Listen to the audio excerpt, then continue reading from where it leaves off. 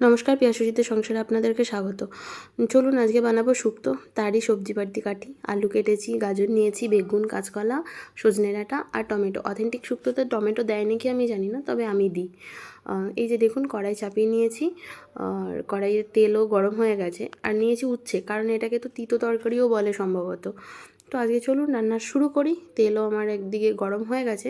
তো আমি এবার সবজিগুলোকে ভাজবো। সবজিগুলোকে আলাদা আলাদা করে ভাজলে ভালো হয়, কিন্তু সময়, তেল, গ্যাস সব কিছু বাঁচানোর জন্যই আমি সব সবজিগুলোকে একসাথেই ভাজবো না শুধু উচ্ছেটা শেষেই ভাজবো, কারণ উচ্ছে সবজিগুলোর সাথে ভাজলে তিতো হয়ে যাবে, তাই উচ্ছেটা আমি শেষে ভাজবো।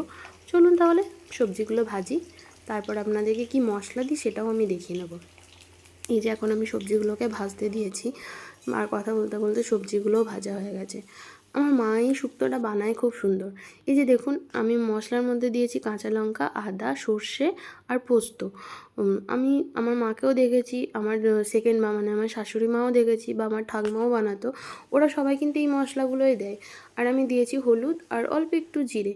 আমি হলুদটা দিতাম না, দুধ শুক্তো করলে তো হলুদ দেয় না, কিন্তু আমার ঘরে আজকে দুধ আনতে ভুলে গেছিলাম, তো তার জন্য ভালো লাগবে বলে হলুদটা দিলাম। এদিকে দেখুন বড়িটাও ভেজে তুলে নিয়েছি। দেখুন কত তেল দিয়েছিলাম, বড়িতে সব তেল খেয়ে নিয়েছে। এদিকে গল্প করতে করতে তেল গরম হয়ে গেছে। এবার ফোড়নে দিলাম তেজপাতা, শুকনো লঙ্কা আর 5 ফোড়ন।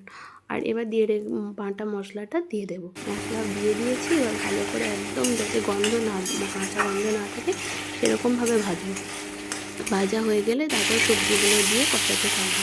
কিন্তু এখন উচ্ছেটা দেবো না, উচ্ছে দিলে বেশি তিতো হয়ে যাবে, তাহলে আবার আমি খেতে পারবো না। আমার আবার তিতো খেতে একদম ভালো লাগে না।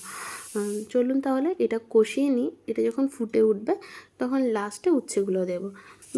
এই যে দেখুন, বলতে বলতে উচ্ছেও দিয়ে দিয়েছি। আমার রান্নাও প্রায় হয়ে গেছে। গ্যাসটা একদম সিমে দিয়ে ঘিটা দেবো, বা অনেক সময় বন্ধ করেও আপনি ঘি দিতে পারেন।